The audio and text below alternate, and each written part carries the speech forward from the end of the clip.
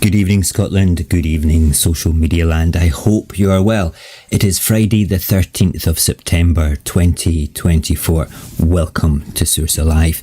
We are streaming across Facebook, YouTube and TikTok tonight, so please do take the time to like and share across all these platforms. If we lose the live stream for any reason, please just head to one of the other platforms where we will be broadcasting and you can continue to participate in the chat. We are also recording the live tonight and all the comments to ensure that we have security and integrity of the stream. Before I begin, I always ask for a thumbs up across the platforms to make sure everybody can hear me, because we're using a much better, much more professional bit of software now, and I'm still trying to get used to it. So please give us a thumbs up. Can you hear me in Facebook land? Where's now Facebook land's over here. That's YouTube land over there, and TikTok land is just there. Thumbs up, thank you from TikTok land, loud and clear there. And there's about a minute delay on YouTube land, but we will get into that in a wee second, I hope. Aquarius, you can hear me across there. Barry, hi, how are you? Right, okay. You know, I think it's very apt that it's Friday the 13th because there's been a total horror show perpetuated by the Union this week, and we're going to be discussing that later on after the main topic. But the main topic, right, the main topic we are going to get into is about one of the most consequential elections in Scotland's modern history. With Holyrood's next election just on the horizon, the stakes are high and the SNP and Labour find themselves neck and neck in the polls. But this is more than just a contest between two parties. It's actually a battle for Scotland's self-determination. It's not simply about a change in governance. It's more about the potential threat to Scotland's autonomy, to the progress that we've made under the SNP and the dream of independence that remains so close, but yet so fragile. Scotland's Labour Unionist stance, their silence in the face of Westminster's harmful policies and their broken promises pose a critical question. Can we truly trust Labour to protect our rights and to shape our future? But listen, before we begin, let me quickly just play this for you. We start our lives with an important reminder that we are fighting one of the world's greatest propaganda machines, the British state and their right-wing oligarch-run media. To combat this, we ask that you always follow, like and share and comment positively across all social media platforms on any of your favourite Scottish independence creators and commentators. By doing this, you help to spread the word of our cause and manipulate social media algorithms to benefit our struggle. So please, for now, like and share this live stream, and if you haven't already, follow this account. Thank you. Sorry, I was listening to what I was saying there on my headphones, but because I don't have any guests tonight, I don't need to wear the headphones, but I still need to go, what am I saying on that jingle? Anyway, listen, let's see who we have in TikTok land. First of all, there is, there's Saorsa, our Liberty. Ali's there. Hi, Ali. Ken's there. Claire's there. Wow, there's a whole bunch of you there. Listen, if you're hiding in the sort of like the dark shadows of TikTok there, just say hello. We're a friendly bunch here. Everybody's great, and I'll be honest with you, they're pretty cool people. Let's see, do we have anybody down in... What's it called? I'm looking at Facebook land.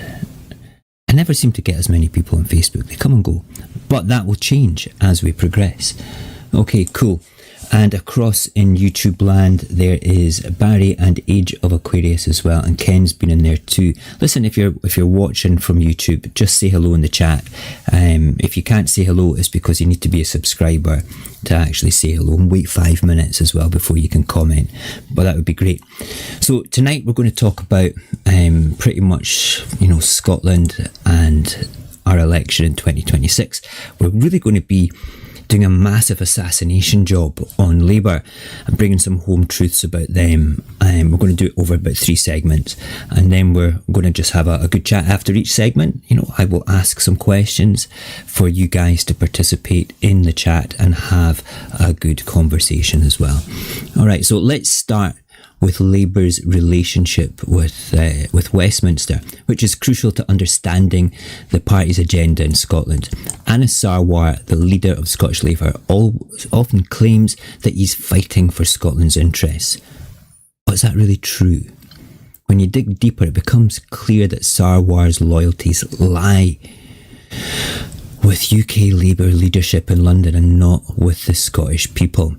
Just recently, Labour's UK Chancellor Rachel Reeves revealed a $22 billion black hole in the public finances. Now, what I've discovered tonight as well about this is that about $9 billion of that $22 million actually comes from Labour's offer to public service people for a bigger pay rise as well. It's not just $22 billion that they've inherited, but $9 billion of that comes from them giving higher wages. And we get criticised up here for doing the same thing, but we don't hold them to account down there. But anyway, instead of addressing this monumental failure within his own party, what does Sarwar do? He deflects blame onto the SNP that any fiscal challenges in Scotland are a result of the SNP mismanagement. This is deeply hypocritical. How can Sarwar criticise the SNP financial stewardship when his own party is facing such a colossal financial error? This isn't just a case of double standards, it's outright failure to take responsibility. During recent debates, Sarwar has continuously blamed the SNP for budgetary issues, while at the same time refusing to acknowledge the disastrous implications of UK Labour's own fiscal blunders. Despite promising no austerity under Labour, Sarwar remains quite quiet, while Reeves prepares the public for inevitable cuts. Sarwar has supported the ending of the winter fuel payment, which will leave vulnerable Scottish pensioners in a precarious position. Yet he continues to blame the SNP for financial struggles that are rooted in Westminster decisions. So how can we trust a leader that hides behind deflection when his own party's mistakes are so glaringly obvious? Shouldn't Sarwar be focusing on cleaning up his own backyard rather than pointing fingers at Holyrood?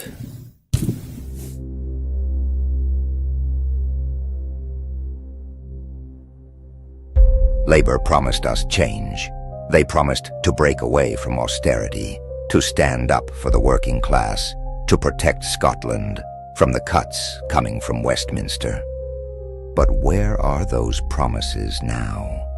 Where's the fight for the families pushed into poverty by policies like the two-child benefit cap?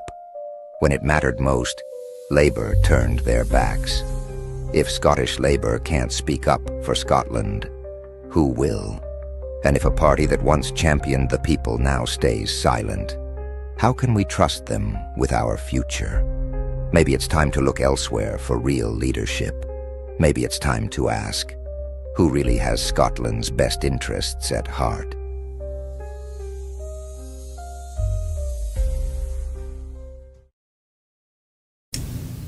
Oh, we're back on, sorry. Yeah, right, so, who trusts Anas Sarwar? You know, do we trust him? I used to think that he was like quite a decent person when you watched him. When I say decent person, he seemed to have a little bit of integrity with the way that he spoke and things. But see, during that election, I found him embarrassing, to be perfectly honest. So I've got a couple of little questions I want to put to you just now, just for discussion across the internet just now. How can Anas Sarwar claim to protect Scotland's interests when he refuses to challenge his own party's massive financial mismanagement? What do you think of this? How do you feel about Anas Sarwar, you know, as a whole? You know, and is it fair that Sarwar to continue blaming the SNP for financial issues in Scotland while supporting UK Labour policies that directly harm Scottish families? These are things, okay, that you need to be thinking about, all right? You can discuss them in the chat just now across all the different platforms that we're broadcasting on. Have a chat amongst yourselves, and if my admins in the different sort of areas, if they have any good comments or anything, just send me it on WhatsApp and we can have a wee look at them afterwards. Okay? Cool. Think about it. Think about these things. Do we like Anas Sarwar? Is it fair that he constantly diverts away from what's happening in Westminster and blames the SNP for stuff? Great. Okay, so let's have a little look at the next segment, which is Labour's abandonment of progressive policies and the threat. Oh my goodness, I've just gone and lost. Where have I gone? Where have I gone? No, yeah. My script just disappeared off the screen there. It is. You know, my friend Barry would say that is called an error behind the keyboard, and he could not be more correct. I am an error behind the keyboard. Anyway, let's talk about Labour's broken promises on progressive policies. There was a time when Labour stood for working people and a meaningful change, but under Keir Starmer, Labour has abandoned nearly every promise that could benefit ordinary Scots. One of the most significant examples is the U-turn on university tuition fees. Starmer originally promised to scrap them, which would have mirrored Scotland's policy for free university education.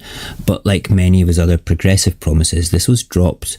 Another betrayal was Labour's reversal on the two-child benefit cap, leaving millions of families in poverty down south and up here as well. This policy is a devastating thing for the low-income families of the UK, but Labour refused to remove it when they had the chance. And what did Anas Sarwar have to say about this? Almost nothing. For a man who claims to stand for social justice, his silence on these issues is deafening. Right, under the SNP though, Scotland has made significant strides in protecting its people from Westminster's austerity agenda.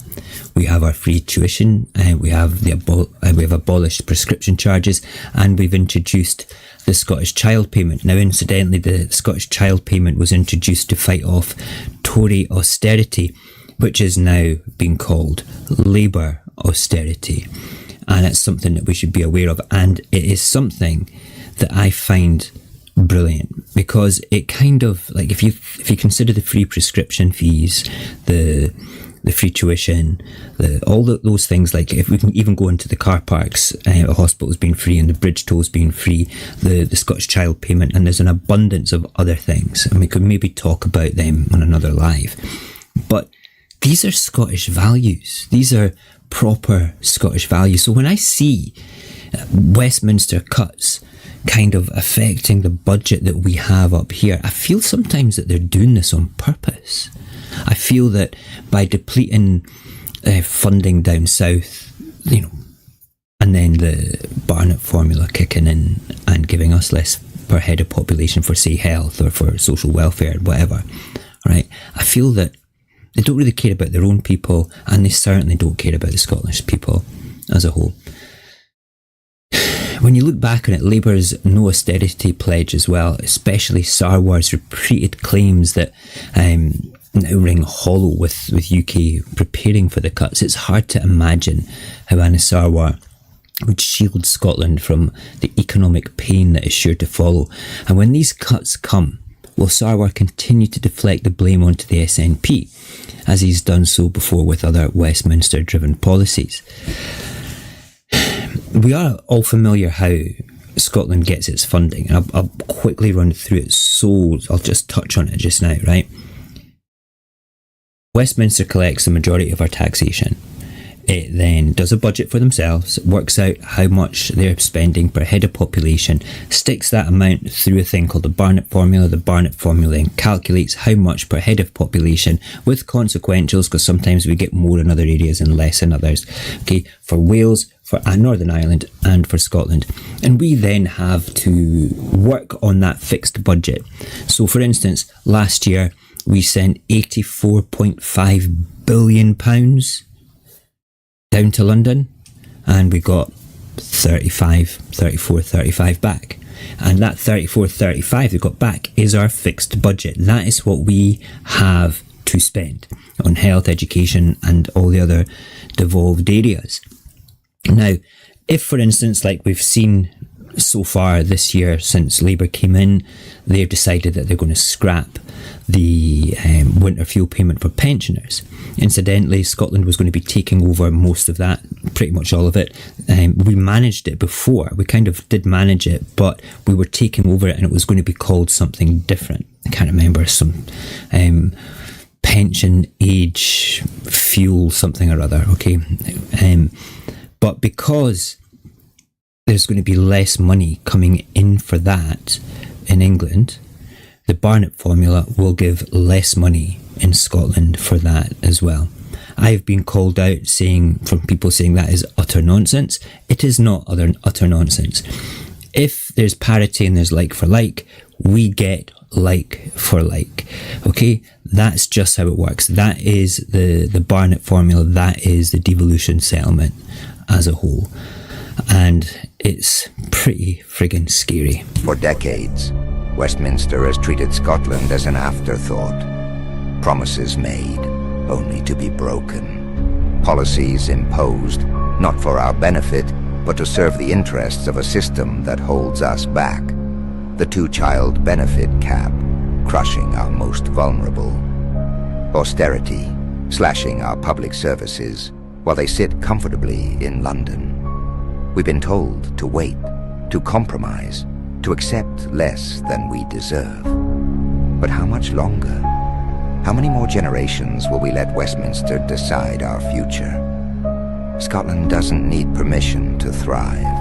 We don't need their scraps. We deserve more. And independence is the only way we'll ever get it. It's time to break free from the Union.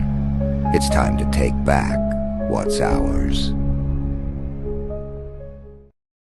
Yeah, we need to start waking up a little bit, I think. Right, so a couple of wee things we need to think about here as well for this one.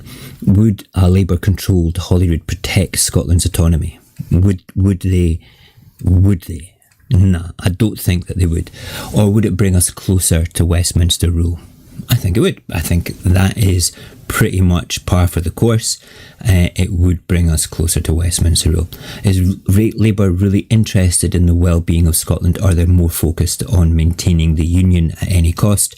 Status quo, absolutely, every single time. They have no interest at all in being that party that brought devolution, that was fighting back in the day for home rule and stuff. It's just not the case at all, is it? Right, so we're now going to focus on Labour's actual threat to the independence of Holyrood and Scotland as a whole. Scottish independence and Holyrood's future is on the line here when it comes to the election in 2026, and that includes all of our values that I was mentioning earlier on, such things as, the free prescriptions, and I'm not going to rattle them off. We all know what they are, and every day people will probably turn around and be critical of those things. But let's just focus on this, right? Labour has always been a Unionist party. They claim that they want to protect Scotland's interests, but their number one goal is to keep Scotland tied to the United Kingdom. We don't need to look far to see how Labour's control over Holyrood could undermine the push for independence. For example, after the 2014 referendum, the Smith Commission promised more powers to Scotland, but it was Labour that was arguing against them.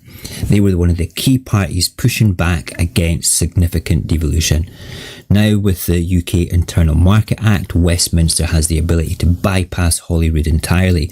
This act allows the government to directly allocate funds to Scotland without any say from the Scottish Parliament. Now, don't get me wrong, I'm all for more money coming into Scotland. I'm not going to say no to it, but I would like people that know Scotland to spend it. I want us up here to make the decision as to how we should spend it as a whole.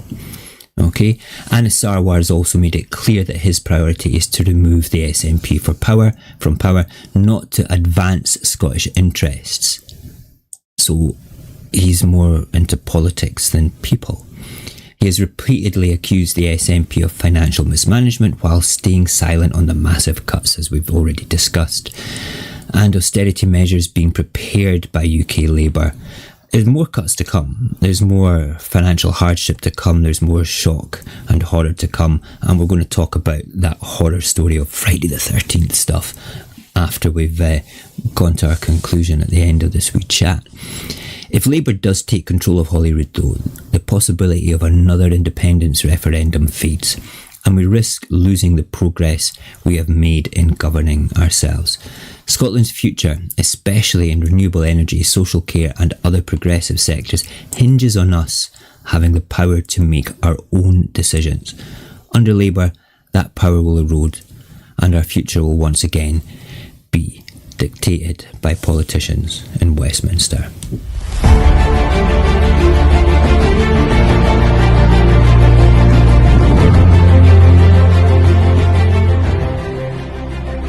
While others turned away, the SNP kept their promises.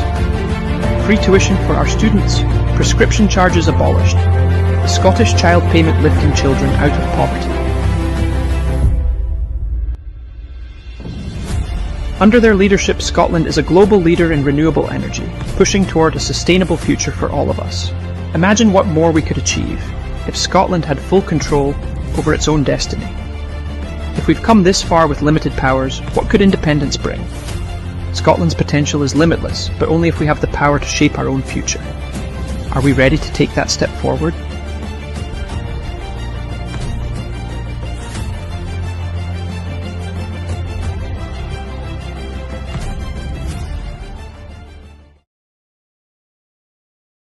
Okay, let's have a quick look at the chit-chat here just now. I'm going across to YouTube first. Aquarius, you don't think that the Scottish patriot who can support a Unionist party without mental gymnastics? Yeah, it's a shame that somebody who believes so heartily in Scotland would like a whole other government who has a different agenda and different priorities to make decisions for them. I don't believe for a second that Labour or the Tory party, if they were in power in Holyrood, would have ever done anything as close to as being progressive as the SNP were, the Scottish Government were.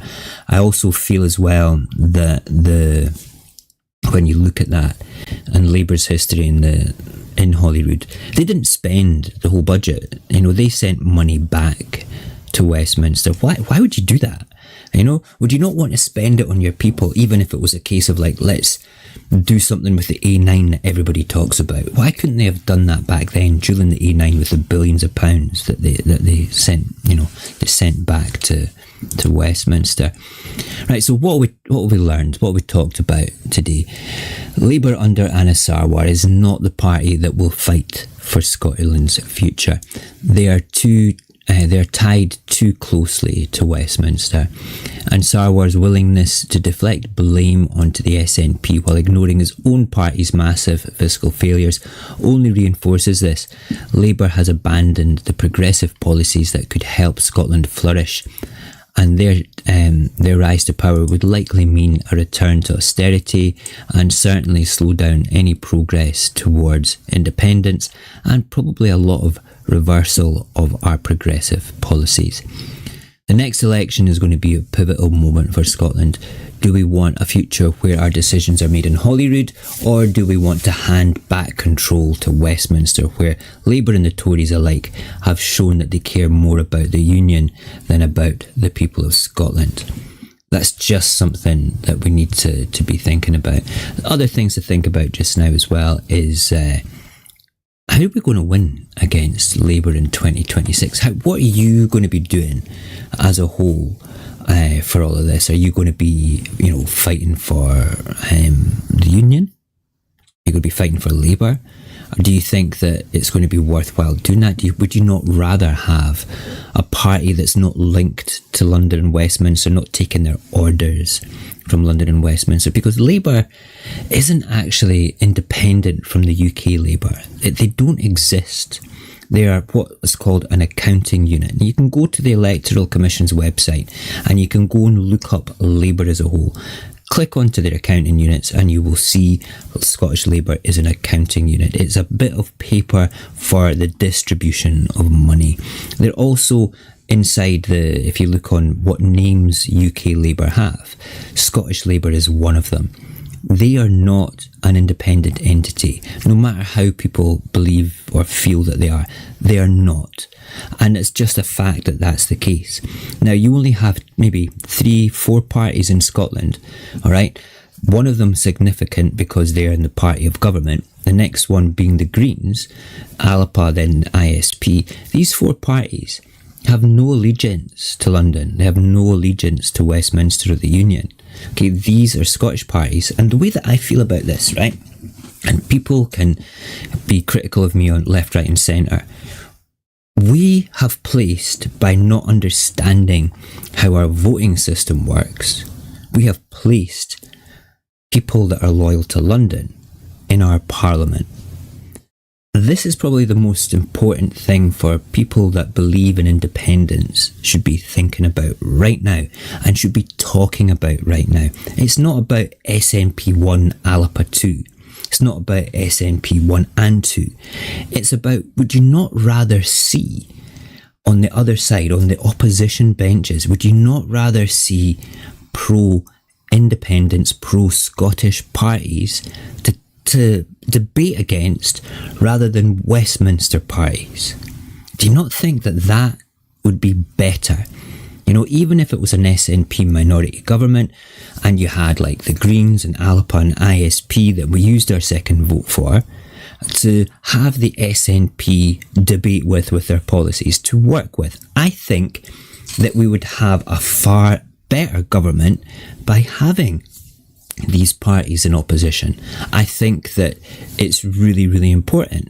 And something, even if it wasn't ALPA and it was ISP, if it wasn't ISP and it was Greens, or if it was a bunch of people that say, hey, I'm an independent supporter, but I'm running independently. If we voted for them and we had a dozen more people in Holyrood that were like that, people are too busy putting labels on the SNP and ALPA because of personality politics. Oh, we don't want to do that. It's Alex Salmond. Oh, we don't want to do that. See what Nicola did. See what Hamza did. And oh, we don't like John Swinney. And all that garbage. It doesn't matter, right? That doesn't matter. If you're sucked into the world of personality politics, just leave. Just go. You show your true colours. It's just a pointless conversation. We want people from the SNP to be debating other pro-independence people on the other side of the chamber. That to me makes for a far better pro-Scottish Holyrood, because if we keep Labour in and we keep putting the Tories back in and the Lib Dems in, on putting their bums on the seats in Holyrood, all they're doing is they're arguing against the SNP as a whole. They're arguing against Scotland because they're putting their party's policies forward, and quite rightly so, because they're based out of Westminster. That's where they're from. Tories are the same, Lib Dems are the same, right? But we just think about it. Think about having, say, another 30 MSPs that were pro-Scotland rather than I'm taking my orders from Westminster. That's just something to think about.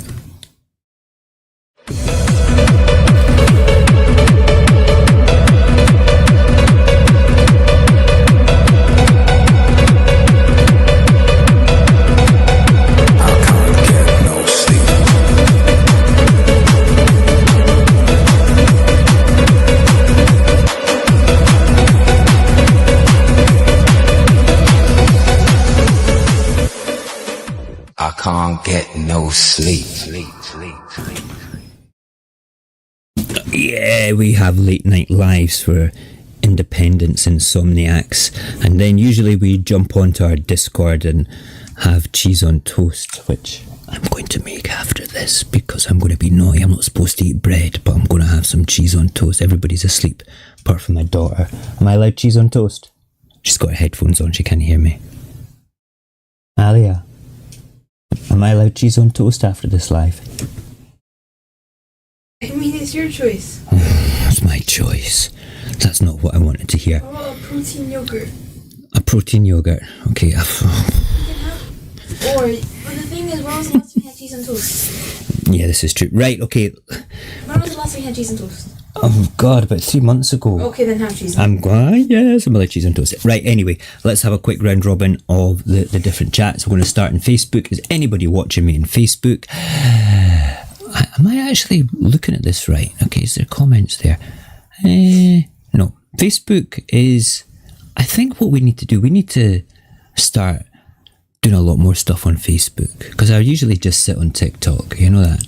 TikTok is lively, the conversation is going left, right and centre. We've got 11, 12 people in there all chatting away. Thank you guys. Thank you for, somebody said it was roasted cheese. Can my admins please ban that person? It is cheese on toast, not roasted cheese. And then across in YouTube land, we've got, hiya Jock, how are you? That's really, really nice to see you there, mate. And freedom is not given, it is taken. You're absolutely right as well, with that, Barry. Without a doubt. Yes, Discord, we have a private Discord purely for independence folk, where we sit there and have like an ability to talk shop, and then also talk cheese on toast as well. Okay, so usually around about this time I would be bringing in my guests and things that are here, but we have a couple of people that are not well and a couple of people that didn't get back from work until about half an hour ago, and they're making their dinner. So I quickly put together a thing called an addendum, which is basically just something I wanted to talk about, just little points just to talk through. And this is the Friday the 13th thing, the nightmare that is Westminster. So we'll just run, I just basically wrote these out, so I'm going to read them word for word, which is on here just now. Okay, so impact of Westminster cuts on Scotland. So this has been happening this week. This is all the stuff. The interplay between Westminster's decisions and the Scottish budget dictated by the Barnett formula shows a broader challenge faced by the SNP. Reductions in UK public spending affect Scotland's ability to fund key services, leading to hard choices that often put the SNP at odds with their own promises. So, for instance, okay, the SNP had 2 defeats this week in Holyrood, which was to do with the free school meals and the reintroduction of peak rail fares. Now, I honestly think sometimes when you get pushback from the Unionist parties in Holyrood that they don't have a genuine understanding of how we end up with our money up here. Okay, we talked about it earlier on, but for instance, the SNP's defeat on free school meals, they faced a damaging defeat on their decision to limit free school meals to certain pupils. They wanted to have it by the end of this term of government, or round about this time, from P1 to P7, which was a great thing to do. But when you're, I'll give you an example. Let's say our budget was £100 and we had budgeted to do the free meals within that £100, but then all of a sudden we've only got £80 because Westminster's made cuts down there, and as a result of that, we don't have the same amount of money. How do we make that work? How do we make it work? Do we just sit there and go, let you just have that, and then not have enough for like health or other education things which might be more important? Okay, what would have happened if the Scottish Government had gone and done that? It would have limited the pot of money for the Scottish Child Payment, which is probably a little bit more important just now for all the austerity cuts that are coming on, because it's really helping a lot of Scottish people, Scottish families for that. Then there also was the reintroduction of peak rail fares, and after a trial removing peak rail fares to encourage public transport use, the SNP had to reinstate them due to poor results. The move, while financially responsible, directly undermined their climate agenda, raising concerns about how committed they are to truly cutting emissions through sustainable travel solutions. Now, as a whole, all right, what they've done was probably sensible. I might not agree with the free school meal things. I would have probably liked to have seen that happen. I think that it's important that people have the ability or the choice to do that sort of thing. If you remember, during COVID, it took a footballer to basically attack the government to make sure that kids were fed during COVID time.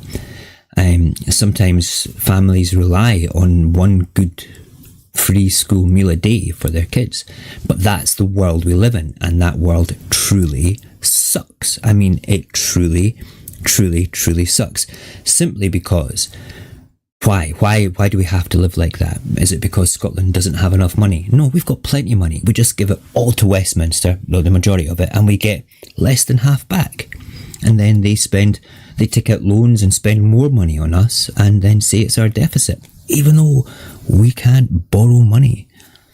Mental. Absolutely mental.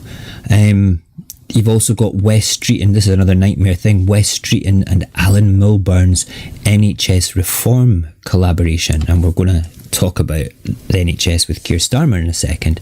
So in Westminster, Labour's Wes Streeton consulted with former Health Secretary Alan Milburn on NHS reforms. Now you've got to remember that Milburn is associated with private sector involvement in healthcare. He has his finger in private medicine pies all over the place, and he represents basically he's a bit of a controversial figure for those wary of privatisation in the NHS. So this collaboration signals Labour's intention to reform the NHS, but raises concerns over the direction the reforms might take, which takes us straight into what Keir Starmer said this week, which is NHS must reform or die.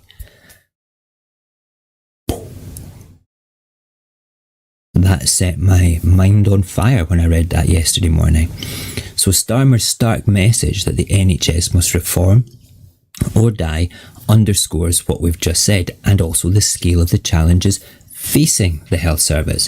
His vision for reform, including increased digital services and a shift from hospitals to community care, highlights the desire to modernise the NHS. I'm all for that, okay? We still need a robust and flexible NHS though. But it also suggests that the future spending on the NHS might be tightly linked to these reforms and possible privatisation. So let's now go back to how does that affect Scotland? Well, we are fully in charge of our NHS, okay? We are absolutely here. We fund it, we decide what's getting spent, okay? But we don't decide the amount of money that we receive coming back up from Westminster. So if Westminster decided to reduce spending per head of population directly, that will reflect through the Barnett formula, and again, we have less money up here. That is a massive impact on something that we truly believe in hardcore up here. You know, it's utterly insane. Drives me bananas, actually. NHS saved my life. I had cancer, and it was a stage 4 tumour, and if it wasn't for them and the treatment that I received, I wouldn't be here speaking to you just now. In fact, I sent to friends in America, I sent what treatments I had, and it would have cost me over £100,000 just to stay alive. £100,000. A lot of money. Okay, so we're going to have a quick look as well. Another nightmare for Friday the 13th is the Unionist parties in Holyrood. Unionist parties in Holyrood, as we've said earlier on, they prioritise opposition to independence over proposing alternative, decent policies. This strategy has led to criticism that they are not constructive in addressing core issues like healthcare and education. Their focus is on maintaining the union, sometimes limits their ability to engage with policy debates in a meaningful way, like Douglas Ross, the outgoing leader of the Tories in Scotland, and hopefully the outgoing MSP in 2026 as well. So with that as the backdrop and the context, okay, let's just talk about a couple of other things here that, dictates a bit of behaviour. Labour are set to oppose rent controls in Scotland. These rent controls are going to be part of the housing bill. The bill aims to make temporary rent controls permanent and expand tenant protections, such as introducing rent control zones and giving tenants the right to keep pets or decorate their homes. However, Labour Shadow Economy Secretary Daniel Johnson, I don't like Daniel Johnson. I've spoken to him at one of his surgeries in a very local shop to where I live, and he's not, no, we won't go any further. Anyway, Daniel Johnson has expressed concerns that these controls could exacerbate Scotland's housing crisis by reducing the number of available rental properties. So hold on a second. So rent control comes in, okay, and tenants have more rights. So a landlord is not going to rent out that property anymore because the tenant has less rights. What's he going to leave it lying empty? Well, this is interesting because if they leave it lying empty, if the local taxation reforms go into place by this time next year through the different land reform bills that are going through just now, they won't be allowed to have it lying empty. We'll talk about that on another live though. He argued that the government is focusing on demand side measures like rent caps rather than addressing the underlying issue, which is a lack of housing supply. We've built more houses per head of population than they have done down south. It's being addressed, not fast enough even for my liking, but it seems to be a little bit more assertive in a way. Curbing the rent, right, where do we get to? Yeah, there we go. Okay, so the opposition to this is a potential clash between the SNP and Labour, but I can pretty much see no matter whatever happens over the next year and a half leading up to the Holyrood election, Labour are going to say the sky is grey if the SNP say the sky is blue, they're going to say that it's grey, red, purple or anything else. Okay, it doesn't matter. They're going to say the opposite or do the opposite because they want to look like they're turning around and holding the SNP to account. Now, we've only got two more little bits here to talk about, and the first one is about John Swinney when he had a set to with Craig Hoy. So Craig Hoy, Tory MSP, heckling all the way through one of John Swinney's sort of returns and replies during First Minister's questions, and John Swinney turned around and basically says, you're not just going to shut up, mate. I'm trying to do my job here and you're just talking over me. I'm sure the presiding officer knows what she's doing, and the presiding officer says, I know what I'm doing, John, go and shut the F up, mate. Well, it wasn't really like that, but you could probably feel that that's the way the conversation would have went if it was in a pub, which is a bit crazy. Right, the last one is Jenny Gilruth. Now, a lot of people can be critical of Jenny Gilruth. I think she's alright. I think she's a decent MSP. She's like every politician, she's made mistakes in her lifetime. But she was heckled as well by Tories and by Labour Unionists. Just call them Unionists, call them what they are, they're Unionists. But she was heckled in response to answering questions over financial issues. She pointedly reminded Unionist MSPs that economic pressures on Scotland's budget are tied to Westminster decisions. And she made a tremendous remark, and I've got a video here. Where the heck is it? It is... Where is my special video? Let me find it. I've lost it. There it is. Watch this. The Scottish Government are in a financial straitjacket, and there is never a scintilla of recognition that maybe, just maybe, decisions taken elsewhere are harming the decisions rather taken in this Parliament. Because that context is what the Unionist parties have bequeathed to the children of Scotland. That context matters. A block grant cut for capital of nearly 9%, meaning £1.3 billion less for Scotland. Look, I hear the Unionist parties heckling from a sedentary position. This is their union. They should take ownership of these cuts coming to Scotland. A £1.2 billion cut. I hear anger from the Conservative benches. This is their union. They should own it.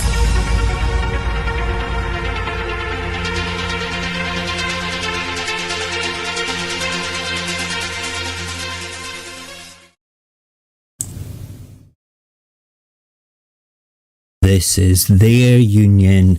They should own it. That is the best independence meme that I have heard in years. Okay, it reverses everything back onto the union simply because any decisions that affect Scotland that have been made down south is a union decision, and people up here in Scotland who are being critical of the SNP, all right, because of union decisions, just have to get on with it, don't they? Because it's your union. You're going to have to deal with it. You're going to have to own it, because you're the one that has to explain all that, not us. Because the people of the Scottish Government are trying to make things better. They're not trying to make things worse. Scottish Child Payment, for example, you know, and other things that John Swinney has said in his programme for government. It is unbelievable. So I recommend that whenever you see something from a unionist coming in to your feeds and your streams, you just hashtag it with own it, or it's your union, own it. Make memes up with that, stick it out there, get pictures of it, and just go and do that, because she's right, absolutely spot on right, that that's the case. And I think we should own that particular phrase and that particular statement. I've already started using it as a hashtag, and I've made a little sort of red stamp thing to go on all the digital stuff that I make for here and there and everywhere. You know something? I was really pleased when I heard that this morning, and I will run with it. I think it's a great phrase. It's your union. Just own it. You know, it's nothing to do with us. If you make shit decisions down in Westminster, if you turn round and you make the financial decisions that give us less money, that's not our fault. It's not our mismanagement. It's your union. You better own it, you know. Let's have a quick look around the chit chat. Ken, thank you very much for being such a great mod tonight and just speaking to everybody there and keeping the conversation going. I really appreciate you doing that. Let's have a look up here. Yeah, we've had quite a good conversation. There's 23 people just now sitting in the TikTok live. So I want to thank everybody in TikTok for engaging with the chat and like just coming on. And Claire as well, you've given me so many coins, and Ali has given me coins. I don't know what to do with these. I'm going to save up until I've got 10 quid's worth and give it to a charity for the Palestinians. There was somebody that said earlier on that we care more about Palestine than we do about Scotland. I think we do care about Palestine. I think that we have to consider a simple phrase. I'm not being critical of you, because some people might, want to do more for Palestine in Scotland, and that's fine. They're allowed to do that. But I feel my phrase is like, we're not free until everybody's free. And I think that's important, that we do our best to express positive values across the entire world for that, and especially those that are being oppressed under extreme circumstances. I think that is genuinely really important, and we're allowed to be angry at those that perpetuate those horrible things. So I want you just to take a little minute just now just to think about what you can do across social media. I mean, you might not have money to give to families and things, but there's plenty TikTok creators that are on the creative programs that generate funds and money. Go and watch a few of their videos. Just do that. Go and share 10 of their videos right now. You can find them. They're dead easy to find. Go on a couple of their lives. like their lives, say a positive comment on their lives. See, by doing all this stuff and keeping that narrative and that story going, you're helping to keep it alive and to keep people alive in Palestine by holding the people that are doing the horror story to account. So important. So important. Okay, well, I think we're coming to the end of tonight's live. I think that we're going to end up going on to Discord soon. I'm going to go make cheese on toast after this. I want to thank absolutely everybody across in YouTube land. Let's have a quick look. There's a comment from Barry there. In the present geopolitical theatre, do you still think independence could serve Scotland? Yes, I do. I think that making our own decisions with our own money and our own budget and making our own relationships with the international community would serve us very well. I think that being under the thumb of Westminster and 90% of the contracts for weapons to Israel still being there is something that we have no control over. I think that it's terrible that the Scottish Government have given kickbacks to weapons companies that supply Israel and Scotland. So we'd be in a position where we could do something about that. I'm looking over this way because that's where my YouTube feed is. Okay, so I'm just Termet and TikTok's over that way. But you know something? Live, Discord, we know posh enough for you. Aye, are. You're always posh enough. Aye, but no, I think that it's good. And yeah, you're absolutely right as well, Aquarius. Our resources would better our population. You know, we've got those 4 massive cables that are being constructed from down the east coast of Scotland to siphon off our renewable energy and land it in different parts of England, and then through the national grid get pumped back up at inflated prices to Scotland. Why can't it just land in Scotland and feed our own population with cheaper energy first? That in itself would lift so many people out of poverty. You know, energy poverty is just ridiculous. Oh, here's something interesting for you as well.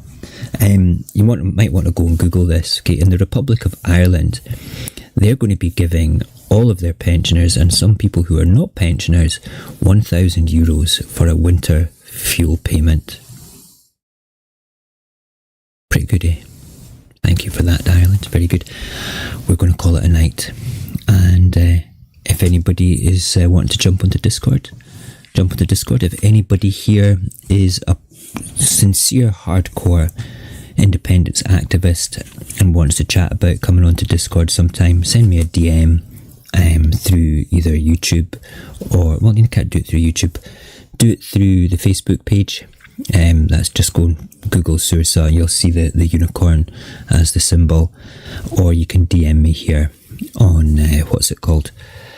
The old... what are we? TikTok. Yeah. Anyway, I think it's about time to think about going as a whole. So I hope you all have a great evening. Whatever you're going to do, I'm away to get some cheese on toast. I'll speak to you later.